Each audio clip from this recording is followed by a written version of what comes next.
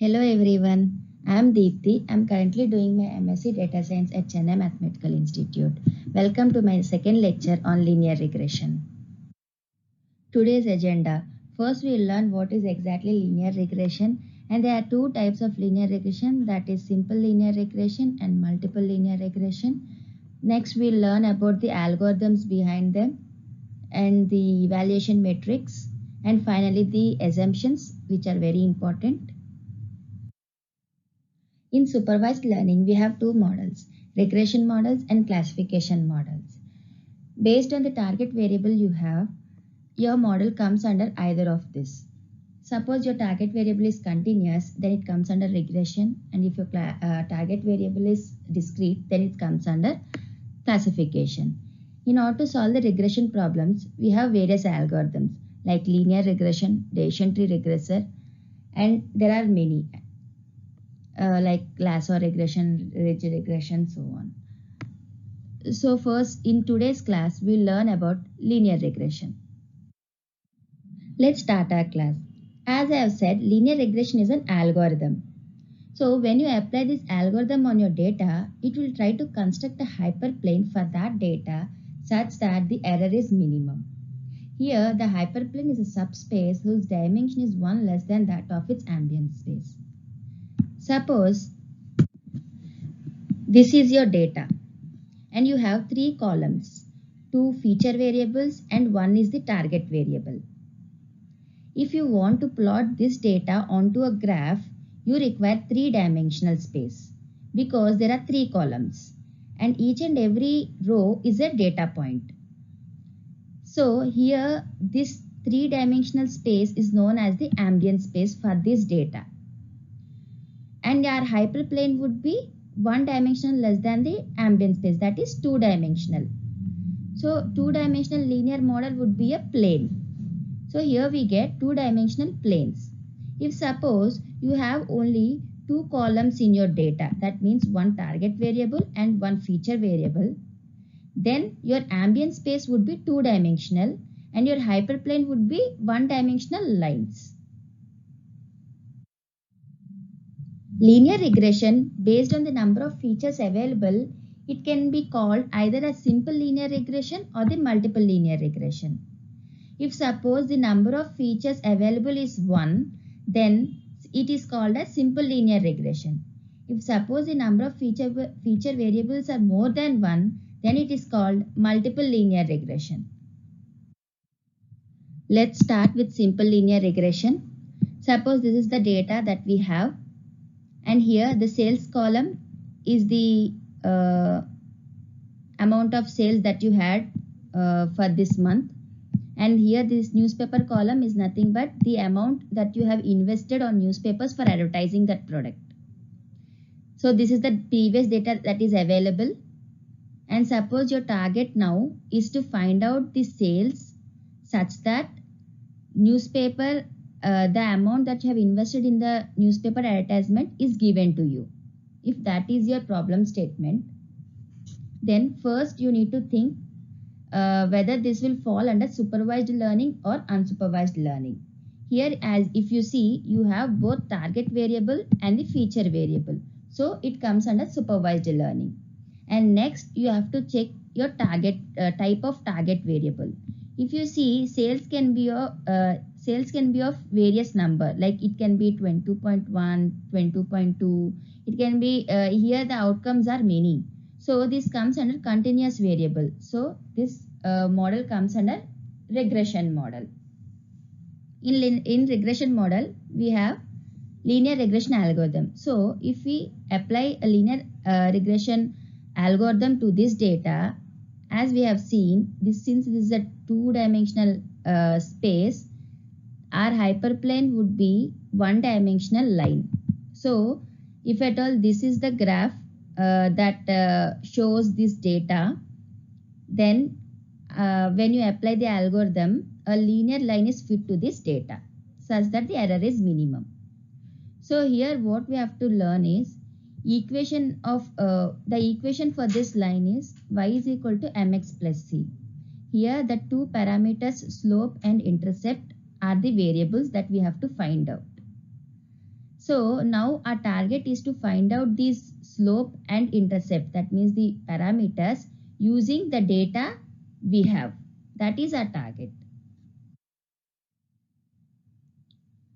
So the next one is multiple linear regression.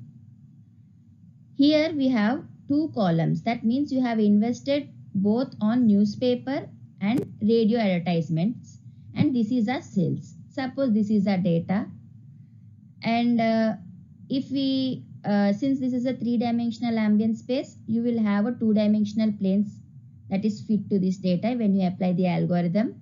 And here the equation would be y is equal to theta 1 x1 plus theta 2 x2 plus theta naught is the equation of this hyperplane. So in a generalized way, we can write the equation of the hyperplane as y is equal to theta bar dot x bar transpose. Here theta bar is a vector and x bar is also a vector, and we are trying to do a dot product, and when you do this, you get the same equation. This is the generalized form. And here the theta bar is the parameters that we need to find out. Here n is the number of feature variables available. So here finally linear regression target is to find out the parameters using the data we have. Till now we have understood what does linear regression do. That is, it tries to construct a hyperplane. But how does that do? That means how does it find out the parameters is the next question. Previously the equation that we saw, that is y is equal to theta bar dot x bar transpose, is the equation of the hyperplane. Here the y we get is the predicted value, and we have one more y, that is the actual value. The relation between the actual and the y predict is y actual is equal to y predict plus the error, right? Here our target is to reduce this error as much as possible, so that we'll have this actual and predicted almost equal. So here the error function is this is our hypothesis, and this is the cost function that we are trying to reduce, is also called as error function.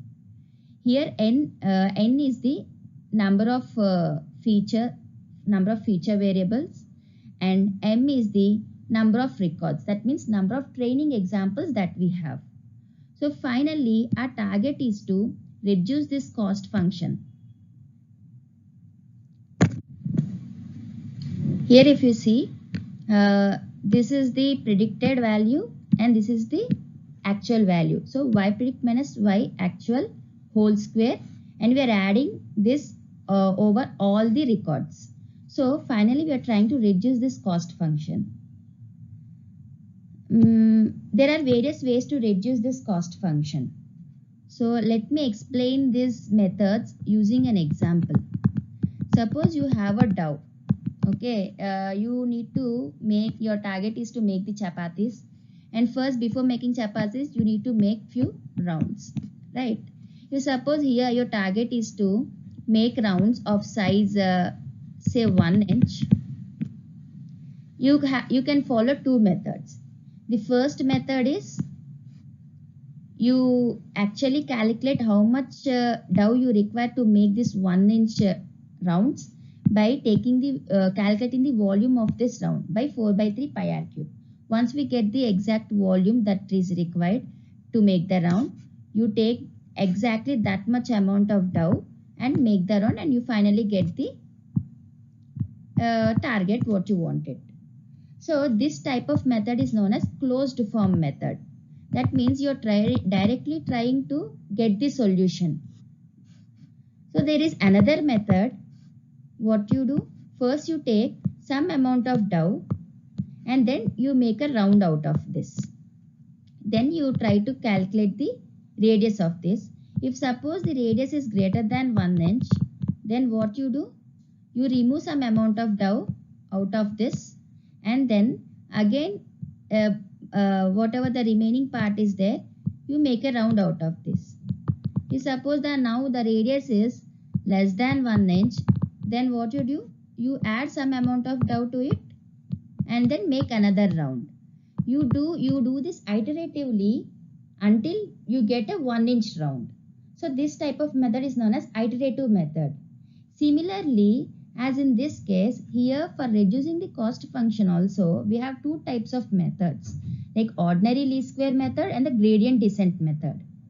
Here in the ordinary least square method, we try to find out a closed form of solution. And in the gradient descent and the stochastic gradient descent methods, we do this iteratively in order to reach our solution. In the next slides, we'll learn about them. Ordinary least squares method. This is the hypothesis, the equation that we wanted to find out. That is y is equal to theta naught x naught plus theta 1 x1 so on till theta n xn, where x naught is 1 and n is the number of feature variables. This is the cost function that we wanted to minimize. Since this is an optimization problem, we can follow maximum minima technique. In maximum minima, what you do, whatever function you have, f of x comma y comma maybe f of theta 1 theta 2 so on till theta n, if you have n features, you have to calculate the partial derivative of each parameter and equate it to 0, and you solve all the equations and you finally get a value, get the values for the parameters, and that would be your minima. So solving this by calculus method, like calculating each and every partial derivative for each parameter and equating to 0 and solving those equations would be tough. So whenever the number of parameters is more than 5, it's better to go for matrices method. Matrices methods will be much simpler and easier to solve when number of features are high. So we try to write this cost function as matrix form, that is this one, and here the x is the feature matrix, that is nothing but x is equal to this one. Here radio and newspaper are the feature variables, and we have we cover all the data points, that is rows, and this is the y, that is the y actual, y bar. If you see, x is the matrix of size m comma n and y is the matrix of size m comma 1, right? So now we will calculate grad of j of theta and equate it to 0. Then we'll get the solution for theta. So in order to understand this derivation, you need to have idea about the basic matrix properties, like AB whole transpose is equal to B transpose A transpose, and also trace of A is equal to A trace of A transpose, and also suppose you're calculating trace of a matrix having single element, then that answer would be directly the element. And also you need to remember that these are the formulas that are used in the derivation. I'm not going into the derivation of these formulas. Just remember that these are required for calculating. These are required while going through the derivation. So here grad theta is this. I have substituted this j of theta with this value that we have seen in the previous slide. Here if I remove this transpose, that would be theta transpose into x transpose minus y bar transpose, and removing these brackets and multiplying these two, then I would get this. So once I get this, since if you see y bar transpose, y is a matrix of size and m cross 1. So y transpose will be 1 cross m. So y transpose y will be 1 cross 1 matrix. So this is a 1 cross 1 matrix with a single element. So this would be equal to the trace of the matrix, right? As I've said here, when you see this property, the same thing is applied here. So this is equal to the trace. So when you expand, if you see y bar y is a constant value. A trace of constant will, it is also a constant, and grad of constant would be 0. So this terms become 0, and we have only these three terms left now. And you can write this, the same term is written, it is like the same term is written here, and I have removed the brackets and put the trace inside, only that thing. And the second term what I did, have convert, since this I have converted into transpose, like this whole transpose would give you the same thing, so I have just slightly modified it. And the next step, if you see here, transpose of A, trace of A transpose will be equal to trace of A. So the same property I have applied here, so that these both will be equal, and here I'll get 2 minus 2. I added these two things, and finally I got this. Here for this first term I have applied this second equation. If you see carefully, if you compare the second equation with this first term, I have applied the same thing, and finally you get this. And similarly for the second term, I have applied the same second equation, and finally I got this. If you compare, you will get it. So once I have done this for this first term, now I have applied equation 3, and finally I'll get these two terms. And for the second term, I applied equation 1, and you will get this this term. So finally I'll cancel the 2, and finally you get this. So finally this is the equation that I got, and this equation is known as the normal equation, and from here I solved for theta. So finally theta is equal to x transpose x whole inverse x transpose into y bar is the equation that I got. This is the solution for theta. So even though you don't understand the complete derivation, just remember this final solution, which is important. Okay. So the next method is gradient descent. This is also one of the method used for minimizing cost function. And this is the hypothesis, and this is the cost function that you want to minimize. If you see carefully, this is the h of theta is a function of theta, and you are squaring this, and so that j of theta is a function of theta square. If you see, this is the function of parabola in higher dimension. For simplicity, I have shown in 2 dimension.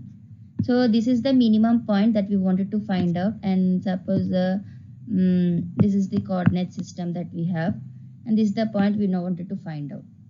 So as in iterative method, I said initially we take randomly we take some values to the parameters. Suppose that parameters would point here, and we calculate the slope over here, and if at all the slope is positive, then we need to, in order to move from this to minimum point, we need to reduce these values, theta values.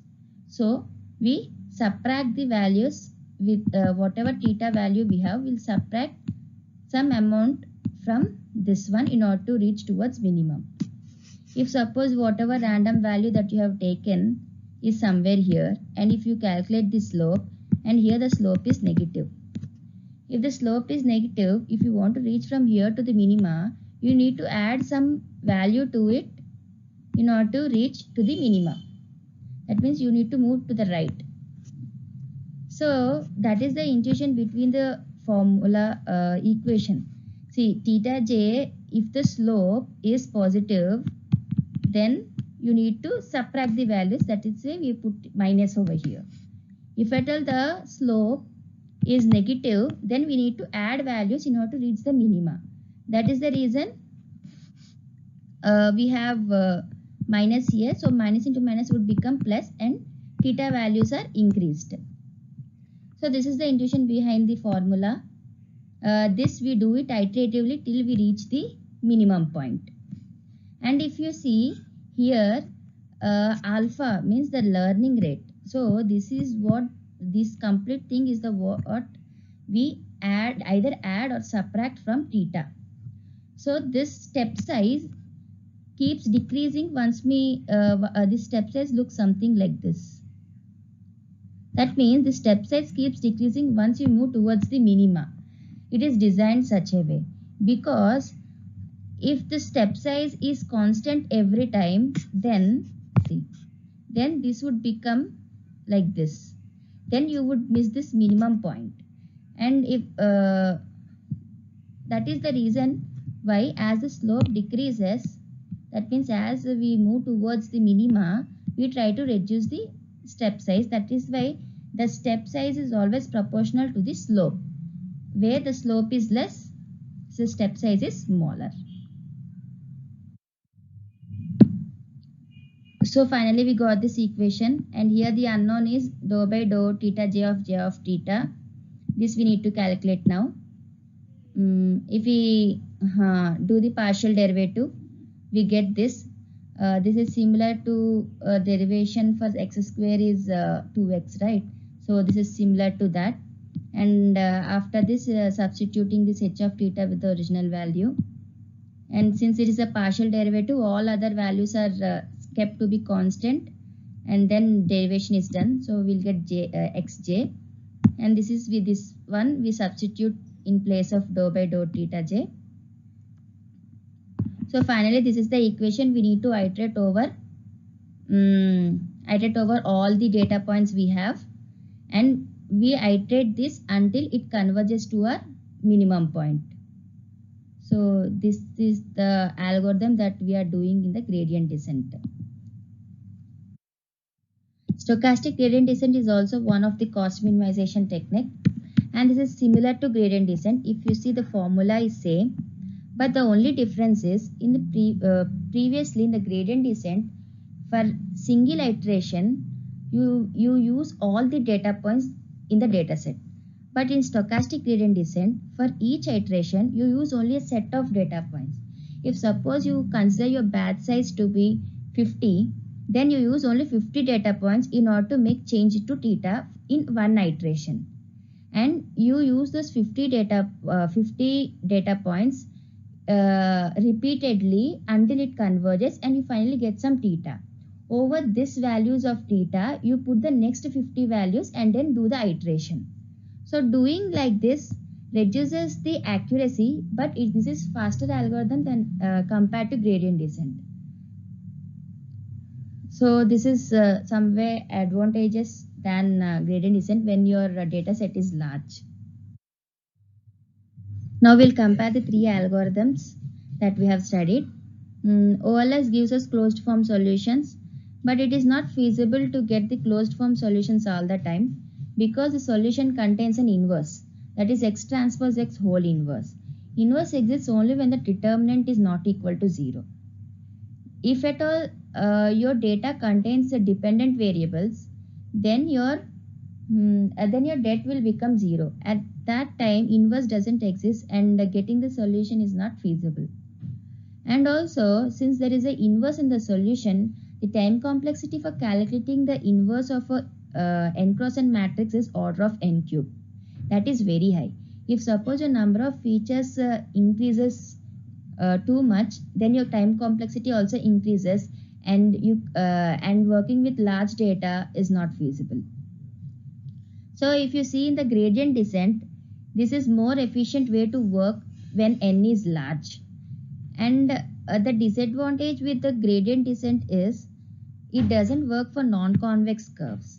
That is, if a curve contains a single minima, then it is known as convex curve. If a curve contains multiple minima, that means it has 3 minimums here. That means these are known as the local minimums, and this is the global minimum. If it has 3 or more than 1 minimum, then it is known as non-convex curves. Gradient descent doesn't work for non-convex curves because it fails in finding out the global minima. But in this case, that means for linear regression, since our curve is a convex curve, here it works well.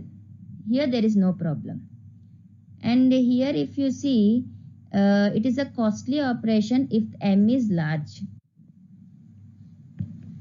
So as the data set increases, that means as the number of training example increases, then this would become a costly operation. And this doesn't give you the exact solution as you get it in the ordinary least squares method. But it is reasonably good estimate, but doesn't give the exact solution. So if you see the stochastic gradient descent, it is faster than gradient descent, but it will never converge to the minimum. It keeps oscillating, but it gives a reasonably good approximate. This is preferred when the data set is very large. That means when you have large number of training examples. Till now we have seen what does linear regression do and how does it do, and now we will see how good is a linear model. Now we have already fit the model, and now we need to evaluate our model. There are various metrics for this. The first one is mean square error. This is the formula. If you see here, this is preferred because it is differentiable and hence can be optimized better. So that's why this is used majorly. And root mean square error, simply for the before formula you just put a root, then it becomes root mean square error. And this is useful when large errors are undecided. If you see here, a high penalty is given on the large errors. That because there is a square, right? So it gives high penalty to the large errors. And the next one, mean absolute error. Here instead of squares, we put an absolute value. Here all individual differences are weighted equally. So this is not suitable when you want to pay attention more on outliers. That time it's not feasible. So all these errors, if the error is minimum, then it is set. Then your model is said to be good. R square or coefficient of determination. If you see the formula, R square is equal to 1 minus MSE of model by MSE of baseline. Here the baseline is, if suppose you calculate the mean of all the data points and you draw a horizontal line passing through that mean line, and that would be your baseline. So our metrics help us to compare our current model with the constant baseline and tells us how much our model is better. That is what R square does. So if your R square value is high, then your model is performing better. And R square is always less than or equal to 1. And if you see the formula, there is actually this formula suffers with some problem. That is, the scores keeps increasing on increasing the number of features, even though the model is not improving. This may misguide the researcher, right? So in order to adjust that, there is another metric called adjusted R square, and the formula is this, where n is the number of observations and k is the number of independent variables, and RA square is nothing but the adjusted R square. So these are the evaluation metrics that we have in order to check a model is performing better or not. The next one is p-values. For each and every feature, a p-value is given. If suppose the p-value is greater than 0.05, it means that this feature has no much effect on the target variable. So this feature can be removed. So if suppose the p-value is less than 0.05, this indicates that this feature has some importance, and this feature actually affects the dependent variable, and so this feature should be retained in our model. So that's what this p-value indicates. And finally, the assumptions of linear regression, and the most important part, because unless you know that this model would fit best to your data, you cannot use this model. So only if the 5 assumptions are satisfied, only then you can say that your model is the best fit for your data. The first 2 assumptions are to be checked before your model is applied, and the last 3 assumptions are to be checked after the model is applied. So the first one, if you see, linear relationship between the features and the target. This is obvious because you are trying to fit a linear model in linear regression. So it is a minimum requirement that there should be a linear relationship between the features and target. This can be done using you can draw scatter plots between the target variable and feature variable and then check for linear relationship. And the next one is little or no multicollinearity between the features.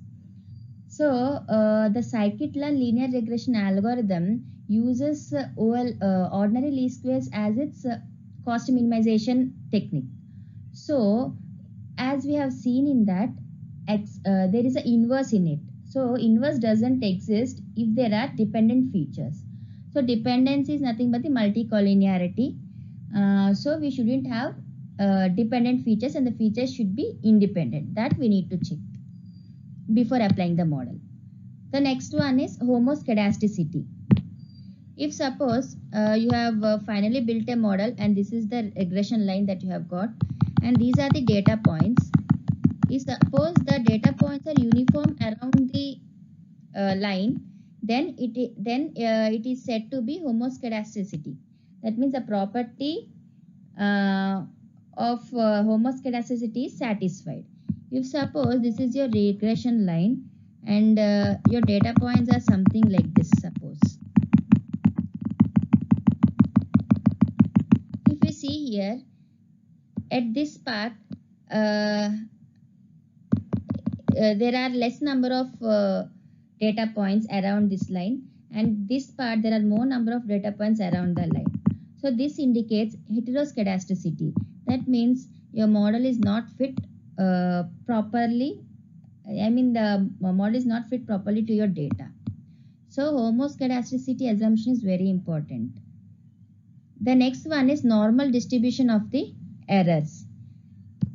So your errors, if you draw a distribution for your errors that you got after building the model, it should be normally distributed. This indicates that less errors should be in a high number and more errors should be in less number. That's what this indicates.